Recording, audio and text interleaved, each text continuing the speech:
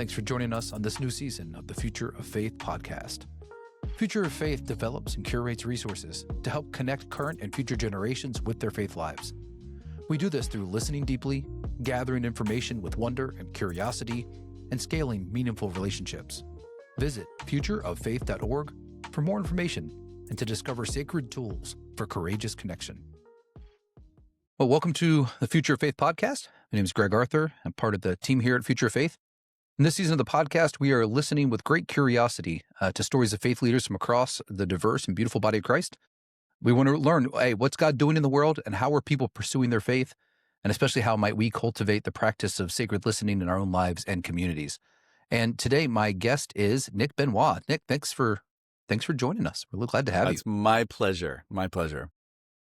So Nick is the creative director for Wonderhunt. It's a nonprofit that tells great stories and gives them away for free, which is a radical concept, really. No, they really do create incredible videos that provoke people to pause, that get curious, start looking for things that help us live lives of beauty, richness, and meaning. Nick's been a performer, writer, and director for more than 15 years, leading artistic projects, filmmaking, live performance, storytelling. His work's been seen by hundreds of thousands of people around the world. And before Wonderhunt, he was the creative director at Willow Creek Community Church for 6 years and doing artistic expressions there as well. Lives near Chicago with his wife and kids. Nick, you have a rich art background for this. Was it just always part of who you were? Yeah. I mean, from the very beginning, I was always like that creative kid. I would pull, I lived in this tiny neighborhood on a dead end street but there were just this mass of children that would all kind of congregate and run around together, especially during the summer. You know, we had that classic story of you were out, like you left the house at dawn and you weren't back till after sunset. And I was always the person making up the make-believe games and involving my friends in those. And I didn't realize that what I was really doing was forcing them to tell stories and being a director even back then. So, I mean, later on in life, it channeled into interest in writing and theater and all that kind of stuff. But yeah, I mean, it was in there from the very beginning. I love that. Well, one of the ways we're trying to get to know people as we chat with them this season is to discover what you're listening to, right? So I'm going to give you a scenario. So you're feeling good. You're cruising down the road. Maybe you're on the way to a video shoot. Maybe you're on the way to one of your many activities of your children. But you're feeling good. It's the beautiful fall weather in Chicagoland. What's playing on the car speakers that is lifting your soul? Yeah. I mean, I am very eclectic in my music tastes. And I'm not ashamed to admit that, I love pop music. Like, if I've got the windows down and, the wind blowing in the hair that I don't have, I just love to crank pop. All right. But when I'm really feeling it, when I want all the feels, there's this artist, Sleeping at Last, that I love. It's the music makes me have all the feels and the lyrics make me think a lot. So much of my work, honestly, has been for years inspired. It comes about by listening to some of those albums. It's my go-to. That's great. I don't think I know them. So I will throw them on my car today as I'm driving around. I will. Yes. I'm willing to feel the feels. Yeah. But do you have a podcast that lives in your AirPods? So many. That's regularly part of your life? So the standards that I always go to are This American Life and Radiolab. I think their storytelling is so good. I love This American Life for just this slice of life stuff. And then Radiolab for this curiosity about the natural world. And then they relate it to life. It's just so well done. But the one that my friend recently turned me on to, have you heard of a podcast called Proxy? Proxy? No, I haven't. It pairs up a person with a particular problem. Either they're in a relational battle or they're in a strange season and they feel kind of unique. They don't know anyone else in their life who's dealing with some of the same things. And they pair them up with a proxy, a person that they can ask questions to who has either been in a similar situation or is an expert in the area that they're curious about or struggling with. That is really fascinating. And basically, it's no holds barred. Any question is on the table. And it's my friend just turned me onto it. And then I just kind of gone down the rabbit hole because it's, I mean, talk about listening. Yeah. Curiosity and listening. It feels like those are the two themes of the entire podcast. And it just takes people that we would never rub shoulders with necessarily, asking some of life's deepest questions. And it's like, I don't know. It's really good. It's really interesting. Oh, that does hit the theme of what we're doing really well. Yes. Great lead in. You're a professional at all of this. That's amazing. So tell us about you a little bit of just from the childhood of creativity. Tell us your actual journey into producing films and media for ministry. Yeah. How did that end up being the journey and the destination? Yeah, in some ways it's the most obvious thing in the world, and yet it wasn't obvious to me as I was trying to figure out what that journey would look like. So, like I said, grew up this creative kid, loved anything having to do with art and storytelling. And in the summer between middle school and high school, had that classic story where I, went to summer camp with my church. And I've been a believer for a while, but I had that moment where I felt like a supernatural call into ministry. And so if you had asked me during my whole high school and even early college, if you knew me, you knew that the plan was I was going to be a pastor. And I think the problem was I had a pretty narrow definition of what that would look like. And so, I thought it was weddings and funerals and preaching and counseling and all those kinds of things. And honestly, so many of those things, the more I learned about myself, the more I realized a lot of those things actually just don't come naturally to me. They're not life-giving to me. And so I'm like, how do I take this church that I love and this vocation I think I've been called to, and yet all the stuff that I like to do is creative and storytelling. And it's almost embarrassing how long it took me to put those things together. I went to college as a Christian ministries major, and I started out my first semester or two in these theology courses with all these other men and women who were training to be pastors. And after class, they would all want to go to the coffee shop and like debate theology and things. And I'm like, I don't want to do that.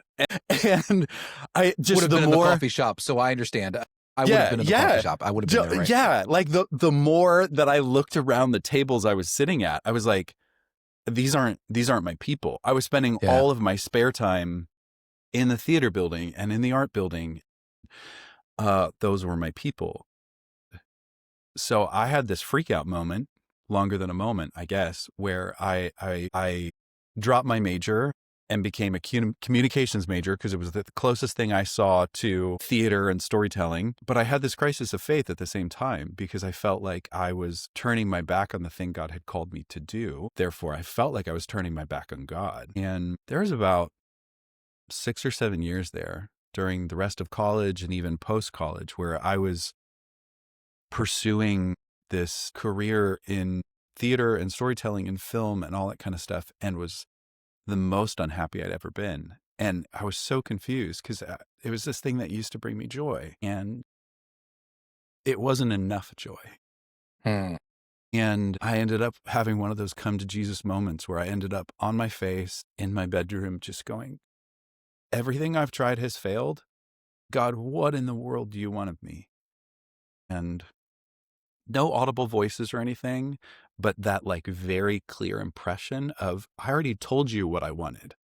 And I said, yeah, but you called me into ministry to be something different than you made me. And he said, I called you into ministry, but I didn't do that second part.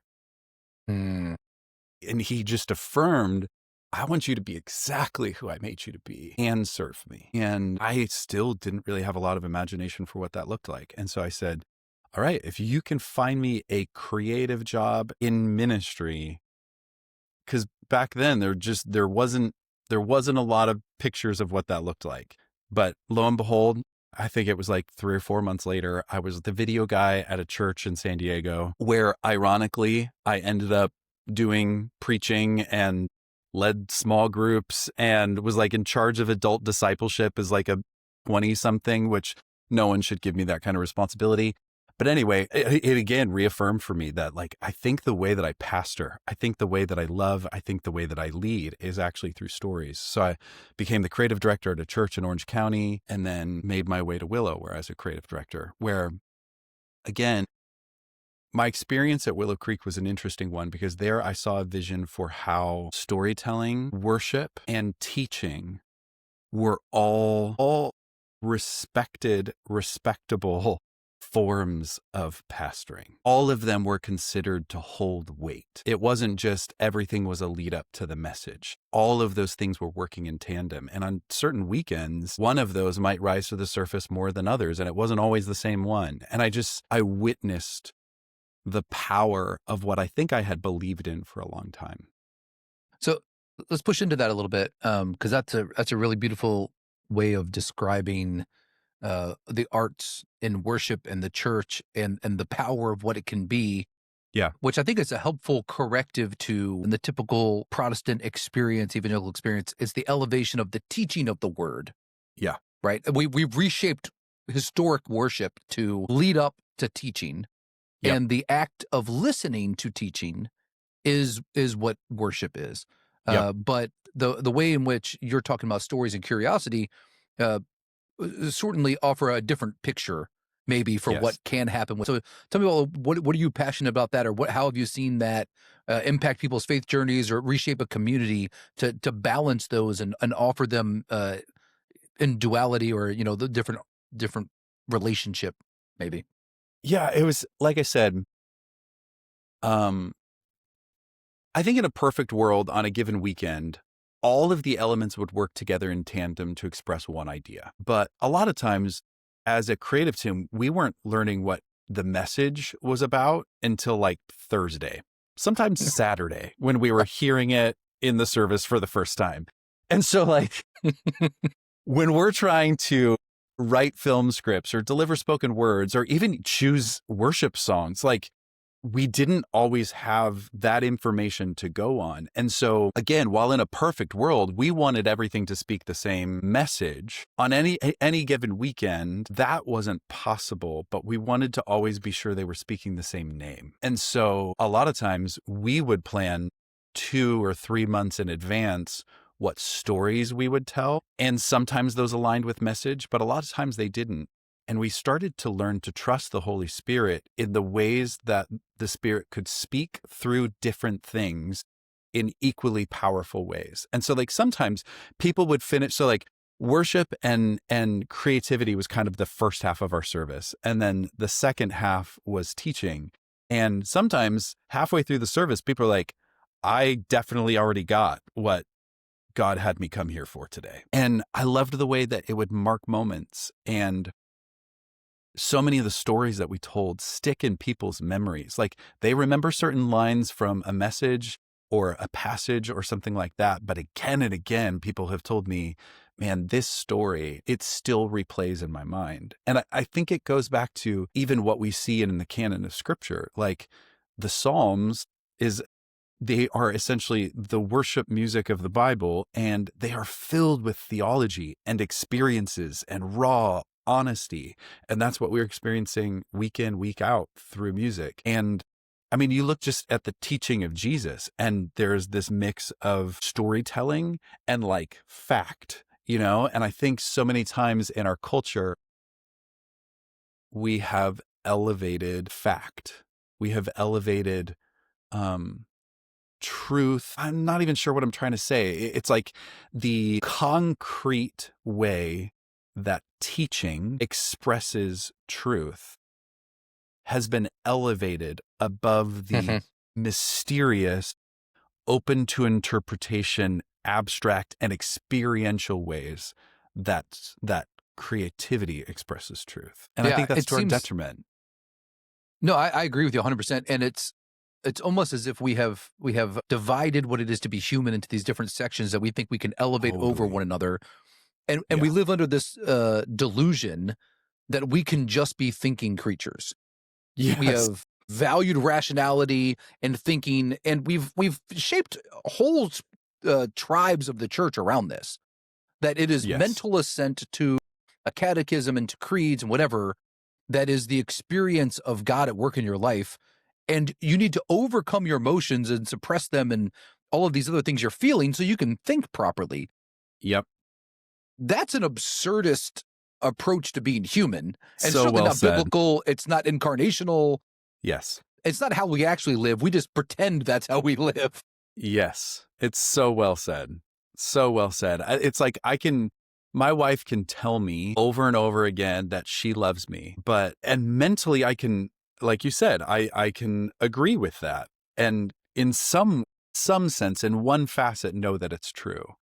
But it's like the day in, day out experience of it. It is the emotional component of it that makes it something that I fully believe with everything I am. So I love that stories bring new facets to how we can express truth.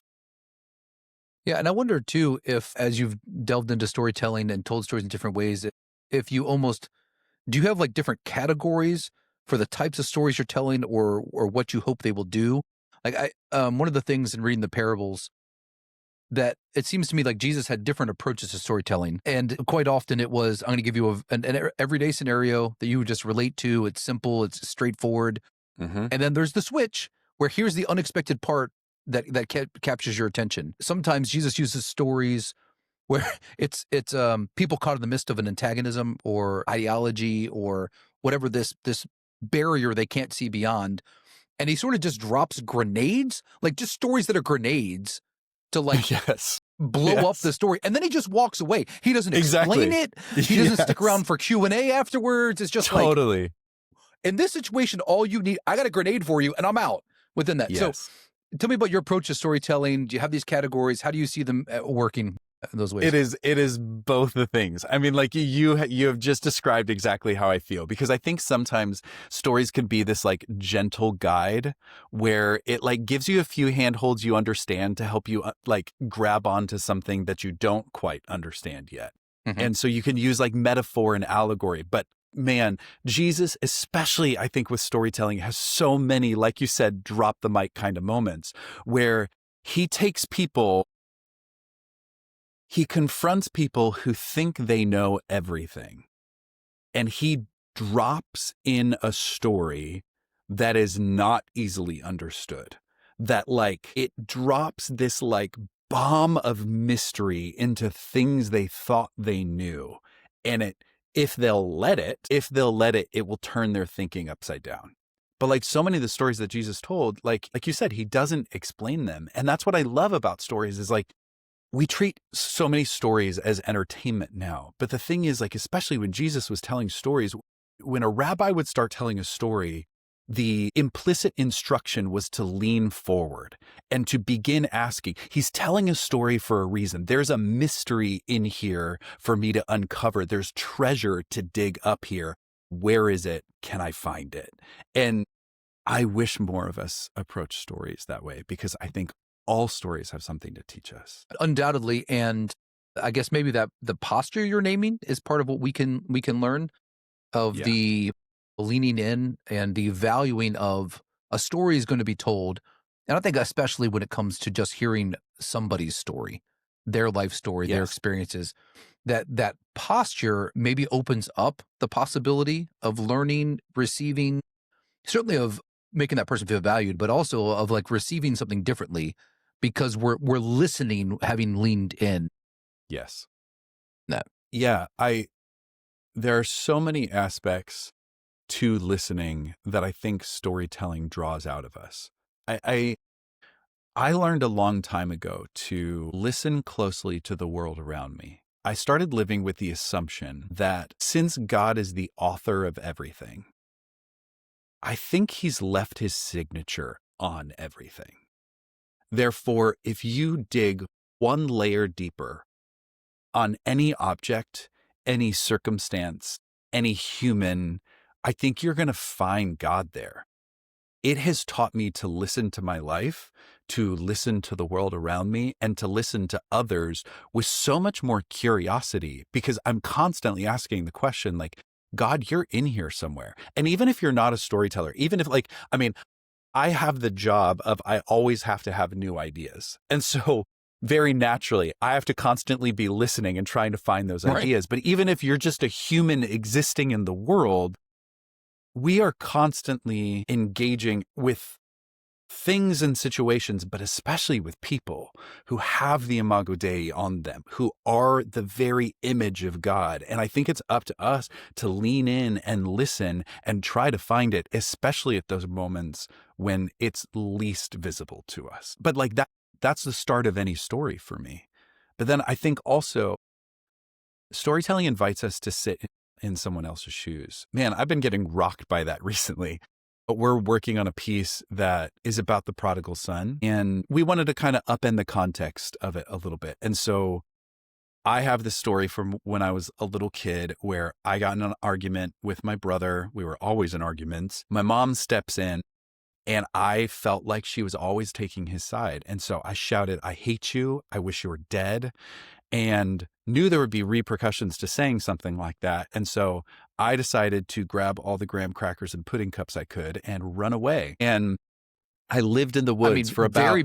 Very biblical of you. I mean, this is really biblical. Well done. Right. Yeah. I mean, this is like just verbatim. Yeah, right. So I decided to go live in the woods. So yeah, it lasted like all of 6 hours. And I came home and... I want to give you credit. That was some stubbornness as a child. Like, well done. 6 hours. That's a long commitment to the whole thing. That's a long. That's legitimately a long commitment. Like that's what. Well, I mean, impressive. Like once you run out of graham crackers, the game's up. You know. Anyway, so I came home and the family's already seated at dinner, and my place was set. Like there was just this welcome back and this expectation and knowledge of where I belonged. And I've told this story before. It's always meant a lot to me. And I was like, hey, I think we should make a film about this. And one of our team members kind of pushed me and said like, hey, what if we expanded a little bit more? Like, what if we actually turned it into 3 stories and you told a story from each of the perspectives? And all along, like I said, this has been my story. I know it from my standpoint. And I've spent the last couple months putting dialogue and thoughts and intentions into the character who's sort of based on my brother and into the character that's sort of based on my mom. And it has wrecked me and rocked me and helped me to see outside myself the story that I thought was mine. Yeah. Suddenly I'm looking at it from completely different angles. And it has been so eye-opening to me. And so like, I personally know the experience and the power of listening to someone else's story through literally having to create one. And I want us all to step into that possibility. Yeah. Because when we listen to another person's story, when we listen to any other story, it gives us access to the experience of another person that a lot of times we can't listen to what they say until we care. And I think stories, when we listen to them, they help us care so we can listen to the rest. Wow. Thank you for that. It's incredibly powerful. And I think it absolutely resonates deeply with the creation of empathy and compassion and the way in which that is brought into the world, right? The silencing of other stories is one of the ways. I mean, there's a literal war in empathy going on right now. Different, I've written and talked about a lot, but a big part of that has been we don't want to hear from these other people. Don't tell me we need to.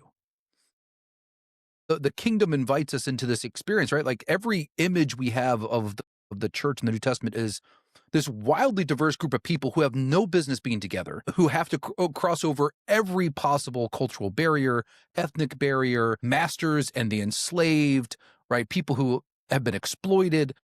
And the only possible way of doing that is sitting down at the table in mutuality and exchanging stories and having, like you're saying, that curiosity and that desire to understand how they've experienced this world, but also how do they experience the grace of God in that? Yes. What did it mean for God to arrive in the life of the enslaved? What did it mean for God to arrive in the life of a woman who is now being invited into space for the first time? That has the power to heal and transform a lot more than just a sermon. That's for certain. Yeah, I agree. And I think we have created this false narrative, this false story that by listening to someone, we are agreeing with them somehow, that we are aligning ourselves with them somehow. And the thing is, I don't think our faith, I don't think our faith asks us to agree with everyone, but it does ask us to care about everyone. The way that we express that care is through listening really well. I think we'll often also find that we might agree with them on things we didn't think we did. But first, we have to engage in that listening so that we even have the opportunity to care like Jesus taught us to. So, yeah. Some of the most powerful trainings been through with different workshops and fellowship programs I ran, where one of the exercises was an story exchange where get people together and give them sort of parameters for a story to exchange of significance from their life. And they exchange that, but then they come back to the group and then you tell the other person's story in the first person. wow. You inhabit their story. Wow. It's the simplest thing in the world. It is one of the most incredibly impactful, radical experiences I've seen from people having to now tell someone else's story inside of it. Wow. And it's simple things like that, right? That allow us to, one, I think, understand the incarnation a lot more, understand God's inhabiting of our story and our invitation to God's story, but also like just the rehumanization of one another. Wow. And I think story has a tremendous healing capacity to it in that way. Man, that sounds like such a powerful exercise. I'd love to just be a fly on a wall see that happen. Yeah. It's incredibly powerful, and was really thankful, Christy, who brought that exercise into my life and doing that with Ideos, like just such a simple thing, but incredibly powerful. Something else you mentioned there that I really liked was needing to seek out stories and culture to understand what's going on. I'm like you, I'm really curious, and I especially like, it's why I did all my research sort of around how the gospel interacts with culture. I'm fascinated by culture and how it shapes us, informs us, and it helps us see the world. And because of that, I consume a lot of culture in a just trying to understand way. Like I'm immensely curious. Like I remember when, I like just lots of different music listened to, but I remember when, I forget which album it was, but Kendrick Lamar dropped a new album, and people I knew who loved hip hop were saying, this is one of the most significant albums to come out in a lot of years. And I was like, great, I'm going to go listen to it. And I remember for like about a week, I played it frequently because I was just trying to absorb and understand. Even though culturally I was separated from it, whatever, I just felt this urge of like, same thing with film and TV shows. Like, what's happening here that's significant for people? So what about you? Where do you chase stories? Where does your curiosity lead you to understand? Man, it's all the things you just mentioned. Like, I think we are so quick to seek comfort. We are so quick to seek routine and normalcy. Like we kind of just want the whole world to stop so that we can get a handle on it. But I think often we're at our best when we're a little bit off kilter. And the thing that does that, the thing that keeps us on our toes is when we stay really curious, I have practices, I think, in my life that keep me pretty grounded, spiritual practices and those kinds of things. But on almost every other front, I want to keep myself a little off kilter. I want to listen to different kinds of music. I want to read different kinds of books. I want to be challenged and provoked.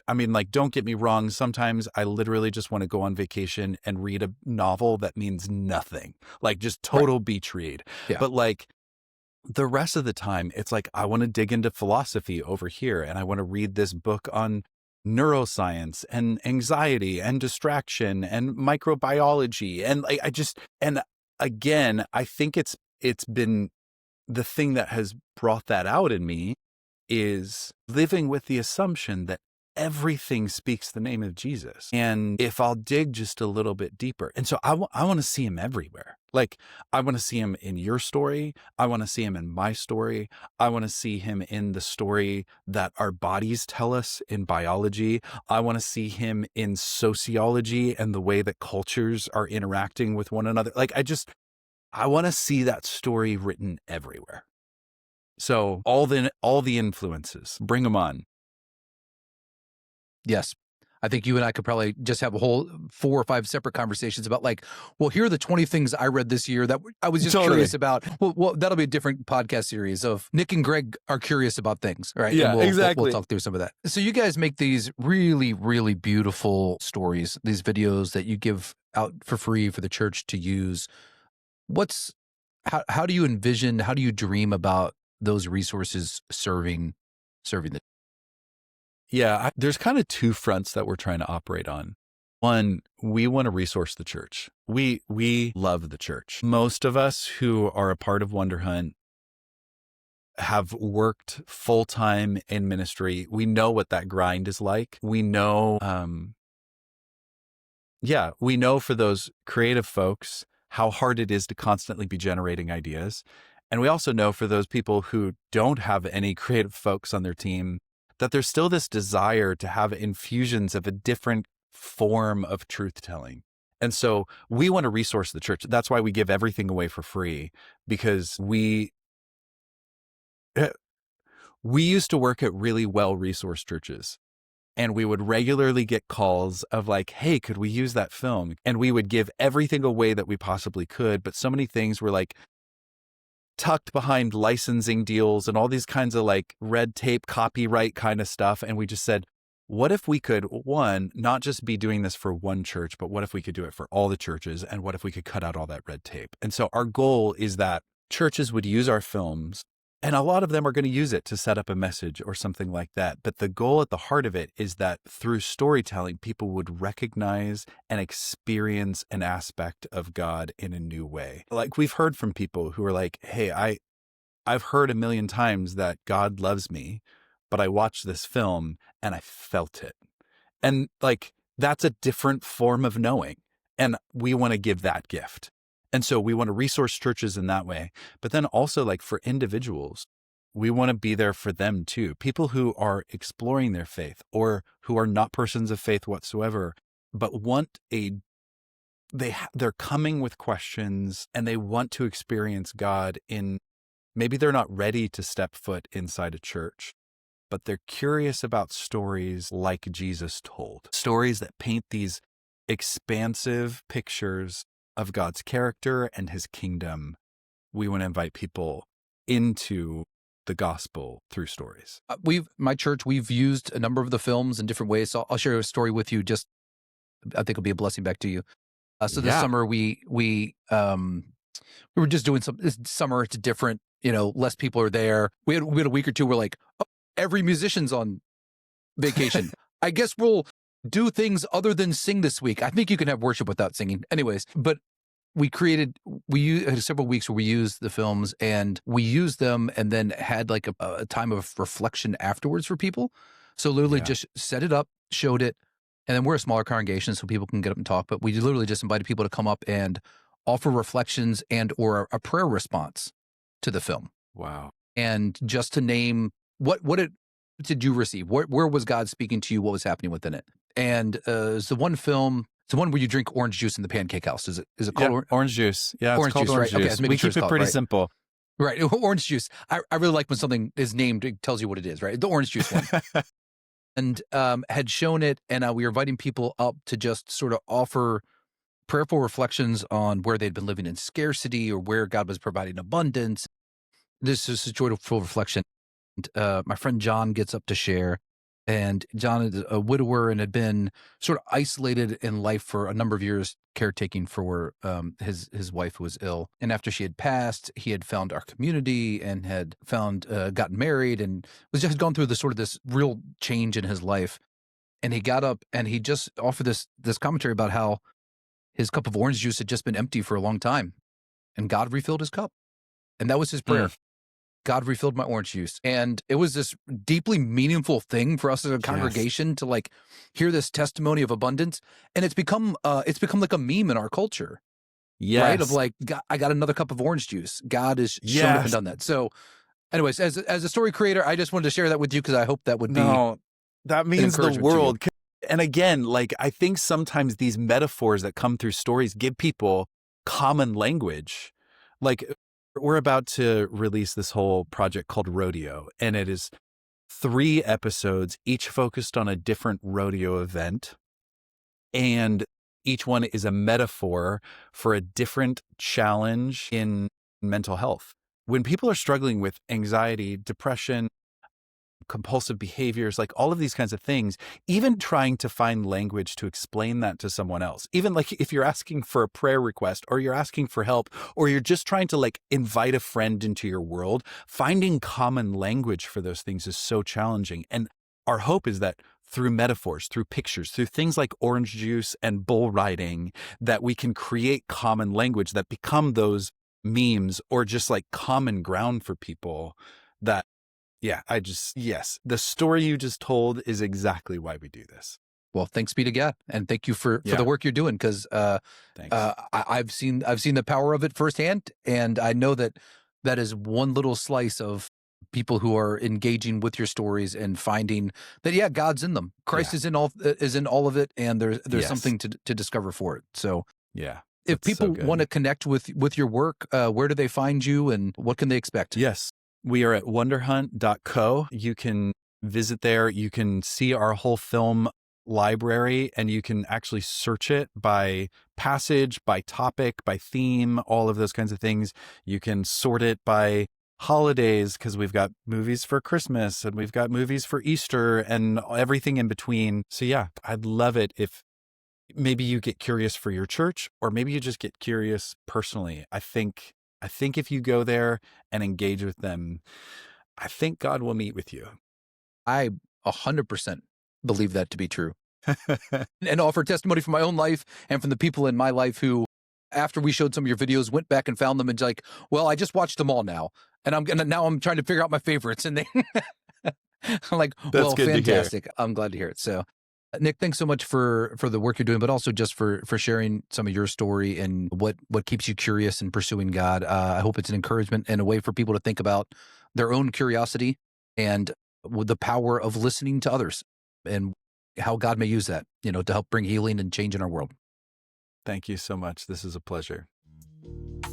Thanks for listening to the Future of Faith podcast, produced by Future of Faith, featuring original music by Kedron Boston. You can learn more about sacred listening and find a host of resources at futureoffaith.org. While you're there, make sure to sign up for our newsletter that delivers cutting-edge resources and research right to your inbox for free. If you like the podcast, make sure to subscribe to our channel and to leave a review. This is the Future of Faith.